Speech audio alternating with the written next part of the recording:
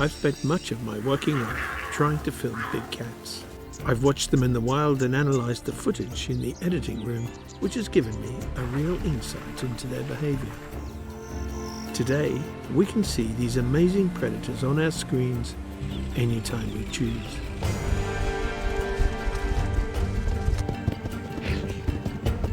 But until quite recently, we knew practically nothing about them.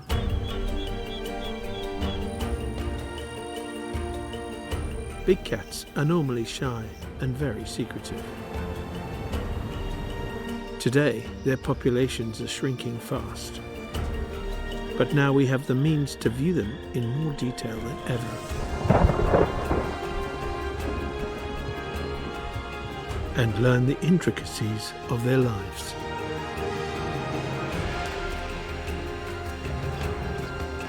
Which is just as well, because we need to find ways of living alongside them before they disappear forever. To most people, this cat is a puma, but it also goes by the names of cougar or mountain lion. However, these cats are only distantly related to lions. They're much more closely related to cheetahs.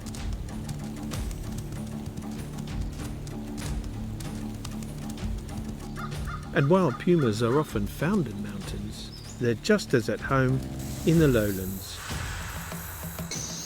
Dense forests, treeless pampas, or deserts. They're among the most versatile of all cats.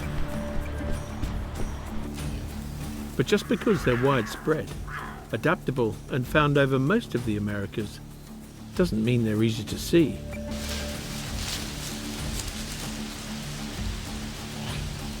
As recently as 20 years ago, to see a puma anywhere in the wild, for more than a fleeting moment, or far in the distance, was almost impossible. To study pumas by normal observation was out of the question.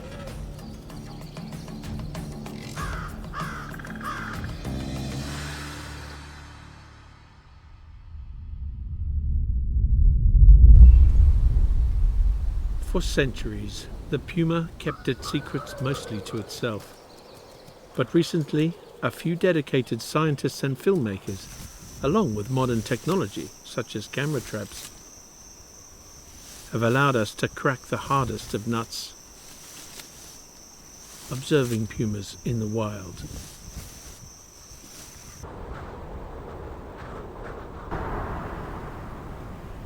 These rare images are the result of many seasons of work and give us a unique insight into how pumas survive the harsh conditions of a Montana winter.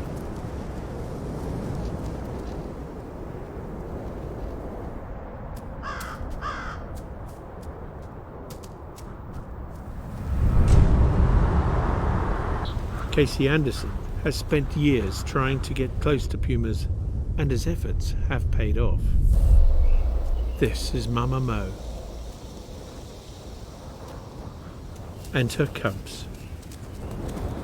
She's given Casey privileged access to her life, as long as he keeps his distance or uses remote cameras. The cubs are a few months old and desperate to go out and study the local wildlife. They need to know what they can eat and what they should avoid.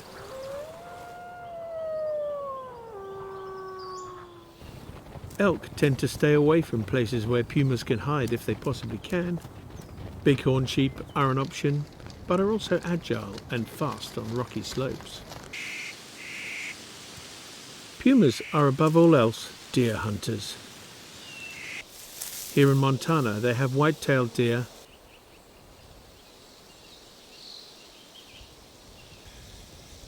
as well as the very similar mule deer.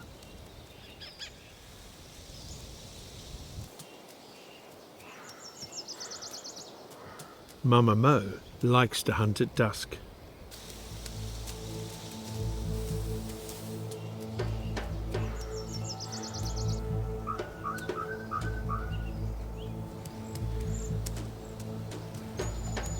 The low contrast light makes her very hard to see. When the deer are distracted, she can move rapidly towards them.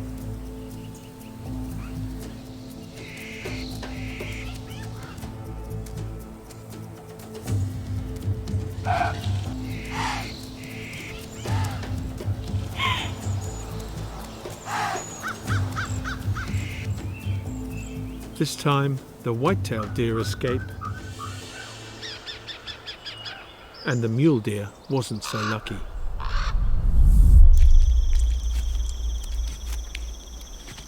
This will feed the family for days.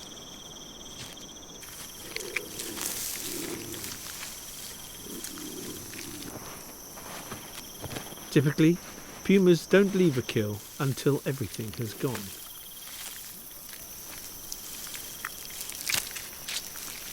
But to just focus on one particular cat as a guide to the behaviour of such a widely distributed species would be misleading.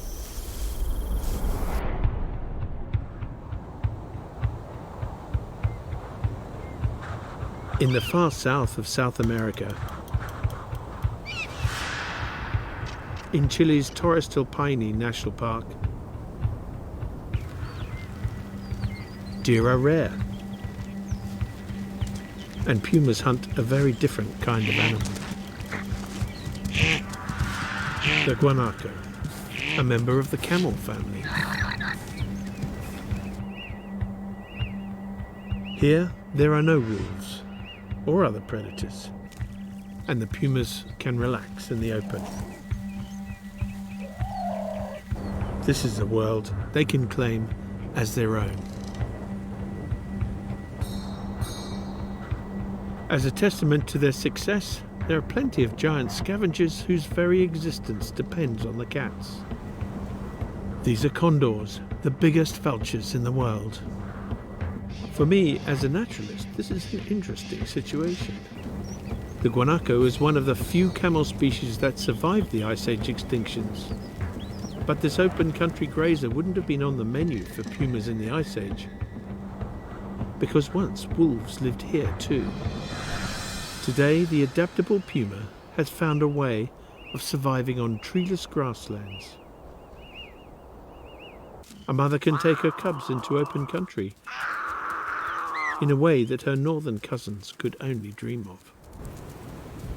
But 2 decades ago, these pumas were just as shy of humans as those in the north.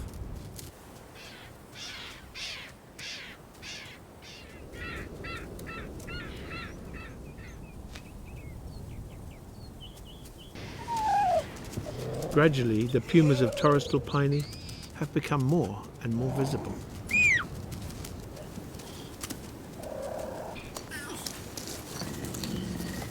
And now give us an amazing opportunity to see puma behaviour close up.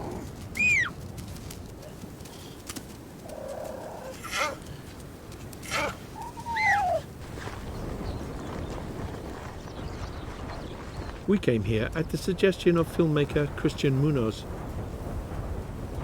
who's been visiting this place for decades in search of pumas. He knows many of the cats in the area and even watched some of them grow up. They behave naturally when he's close. They feel safe enough to relax in between takes.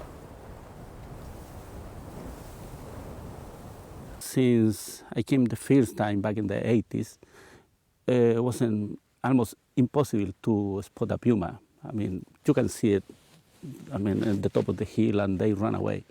So later I came back every year, and the pumas started coming more habituated to people. This is partly to do with an increase in tourism, but also because of the persistence of a few filmmakers, such as Christian. However, if you want to film wild big cat behaviour, it's also important that the prey animals are relaxed around humans too. This isn't like filming in Africa, where people on foot would scatter the wildlife. Here, the only thing that upsets guanaco are pumas. When I arrived, I had no idea quite how extraordinary this place was.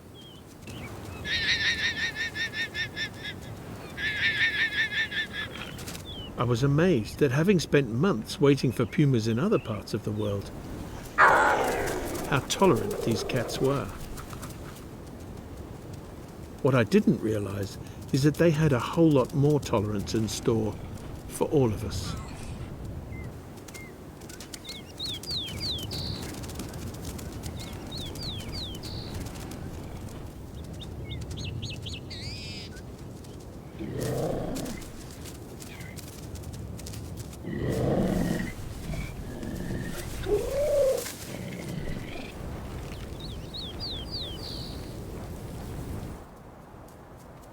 The mother puma has the same job as any mother with cubs, teaching her children to hunt, which mostly involves letting them make their own mistakes.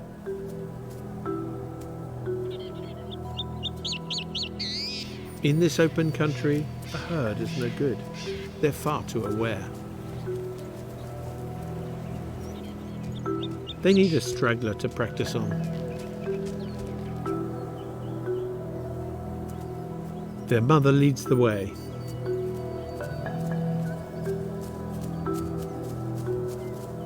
Without cover, stealth is essential. She knows how to stay unseen while closing the gap between herself and the guanaco.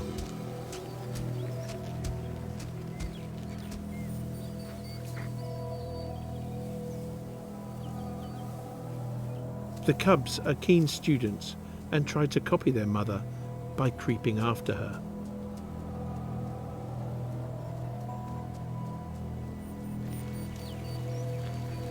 They're making all the right moves.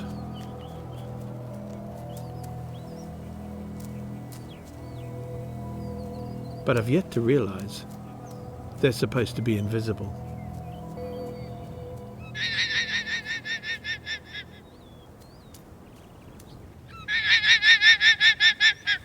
The cubs seem surprised. The guanaco's distinctive alarm call warns others nearby.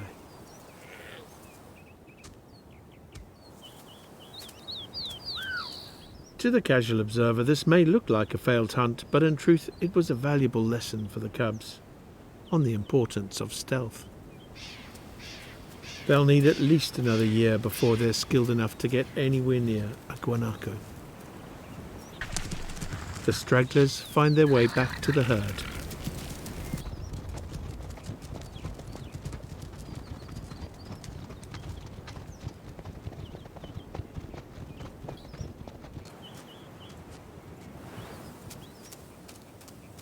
Pumas evolved to stalk deer through forests with lots of cover. But on these open grasslands, they're tested to the limit.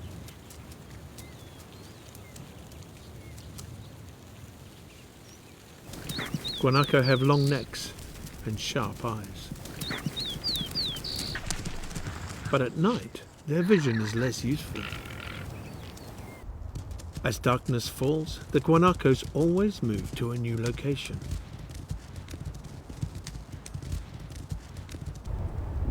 I wondered whether the pumas tended to do most of their hunting at night.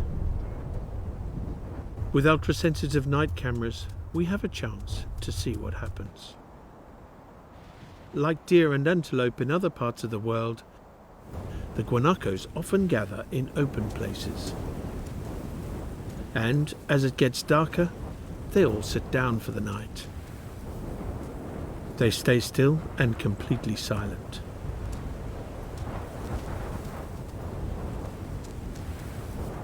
Presumably, this makes it harder for predators to find them. The puma needs to find a herd before it's too dark. Despite her superb night vision, the guanacos can be very hard to see, unless they're moving. It is a real game of cat and mouse. The guanaco's main plan is to basically sit down somewhere very quietly and don't move all night, which makes them extremely hard for the pumas to find.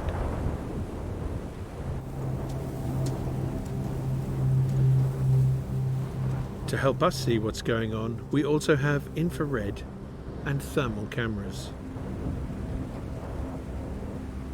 Even though the hazy moon barely illuminates the ground, she moves with ease and merges perfectly with the background.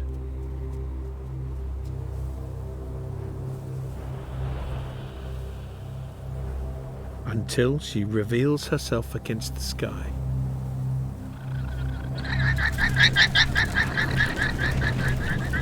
But now she knows where they are, and she can hear where they're going.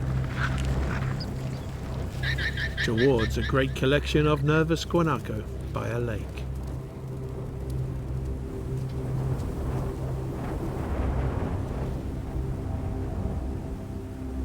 Once the moon is completely covered by clouds, the puma has the upper hand.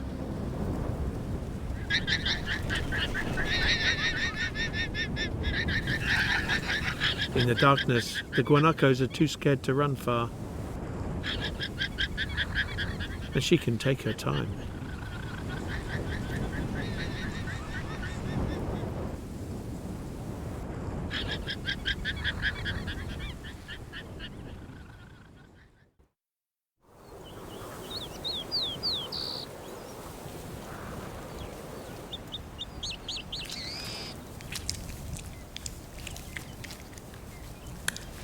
At double her weight, this guanaco is far more than she can eat in one sitting.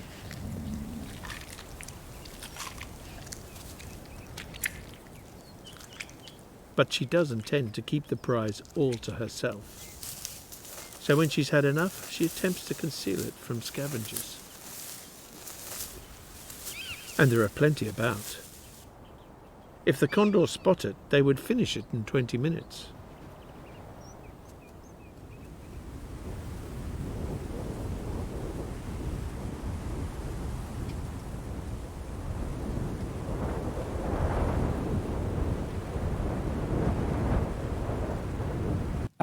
We found a female that got a guanaco. He hunted a guanaco.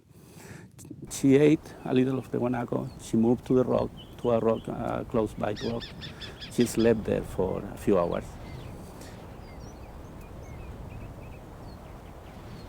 And suddenly, next to us, we saw another puma just walking behind the little hill.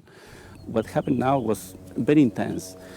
Star filming was mad there, and actually I noticed there was a puma we know since she was a calf, and she's very calm. She loves people.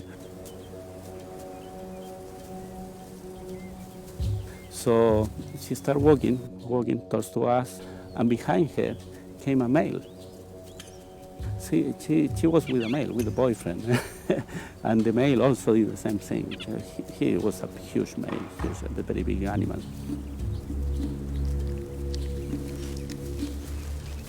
The new female helps herself to the kill, while the male takes a back seat. The hunter is not happy.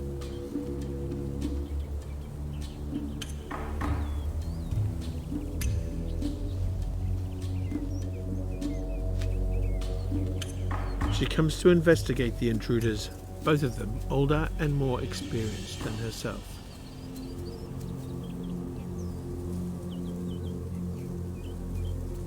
The hunter skirts around the edge of her guanaco. Her slow, submissive movements allow the visiting female to feed undisturbed.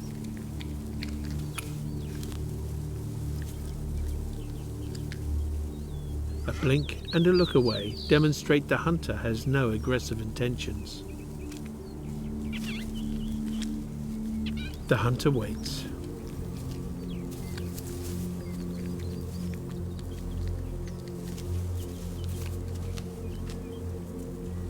The male does nothing, yet at twice the weight of the females, he has the power to drive them both off. Pumas have always been thought of as solitary, but rare images like these suggest we have much to learn. Perhaps they know each other, or they're related.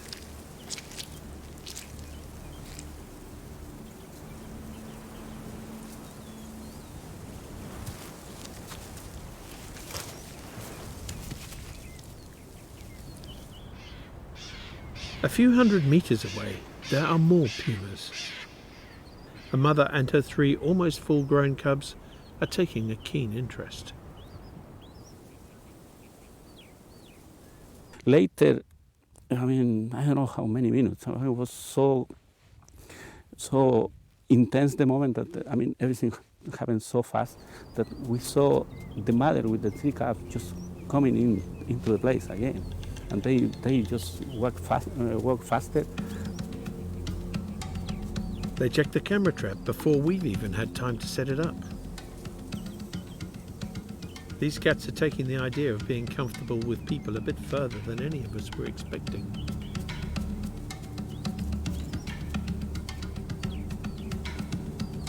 As a filmmaker, you're always trying to create a sense of being there to the viewer, but with wild big cats, it's very rare to actually be there yourself.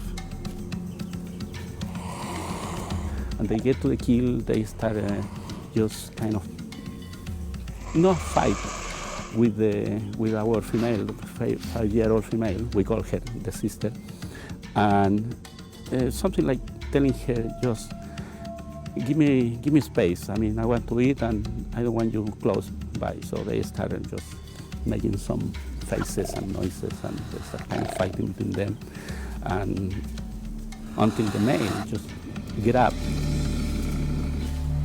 The mother is concerned for her cubs. Start walking into the mess around the kill, and he just put an order in everything. He just tell the other cat in his way, just stop bothering. So this is my kill. So everyone stopped.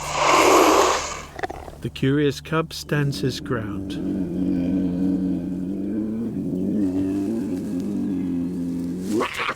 The male could easily kill them, yet withholds his full power. Perhaps the cubs are his.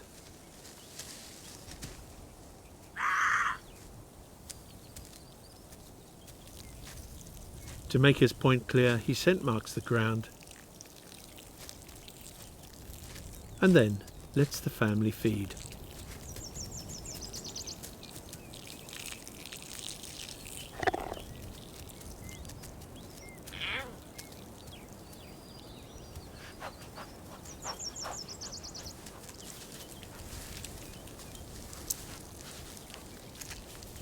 Kind of seeing a scene in Africa, just seeing lions eating a antelope or something. This is the cat that made the kill. Christian didn't know where she was from, and her relationship with the other cats was a bit more strained. Outnumbered, all she could do was make friends. Perhaps she was trying to make friends with us.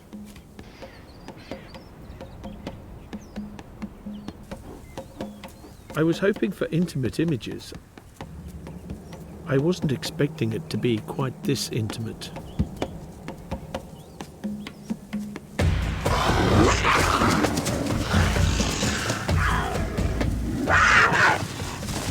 But the hunter still can't get to her own kill. The smallest cub feels bold enough to have a go at her.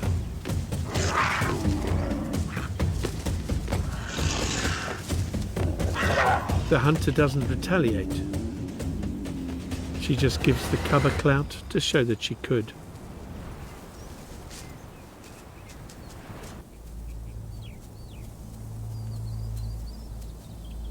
Eventually, the hunter picks her moment, and she is allowed to feed. Now there are 7 pumas around the guanaco. The cubs could be related to the male, but even then, this is unusual behavior. And the other 2 females could well be complete strangers. Events like this have rarely been captured on film and give us a dramatically different view of the cat we always thought of as a solitary hunter.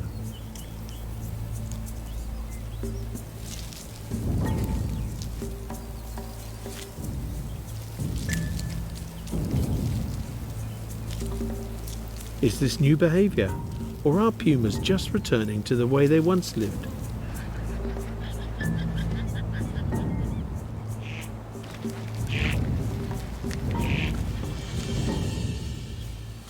few hundred years ago, there were 30 million guanaco on these plains, and early European colonists described prides of pumas feasting on kills.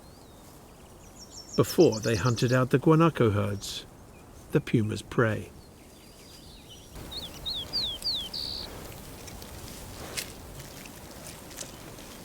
Like the pumas in the north, they waste nothing and spend a couple of days finishing the kill, leaving us all amazed at the trust they show us.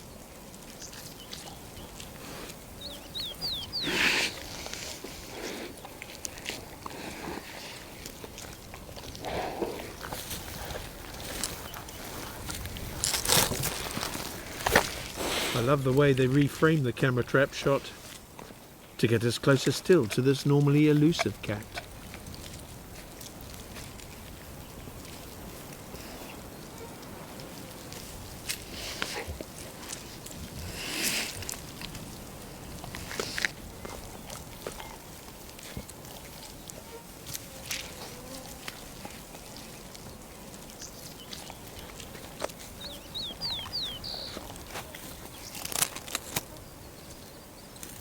After decades of protection, in some places puma numbers have risen to almost 1 cat per square mile in Torres del Paine.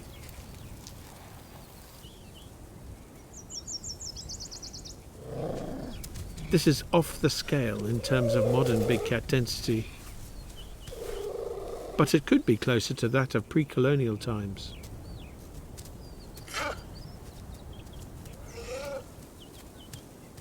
Torres del Paine has now become a crucial refuge. From here, some young pumas follow their prey onto farmland and beyond.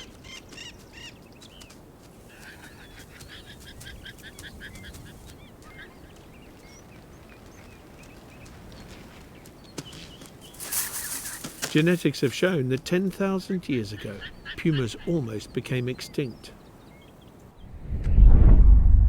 and survived in a refuge somewhere in northeastern Brazil before they were able to reinvade their old haunts again. Even though the last few centuries have seen the puma's range and population shrink dramatically again, there are still thought to be about 50,000 pumas surviving in almost every kind of habitat, including frozen mountains, deserts, rainforests, and human habitats like farmland. After their ice age near extinction, we're lucky we still have pumas at all. Perhaps with tolerance and the help of places like Torres del Paine, the adaptable puma has a better chance through the next difficult century than some of the other big cats.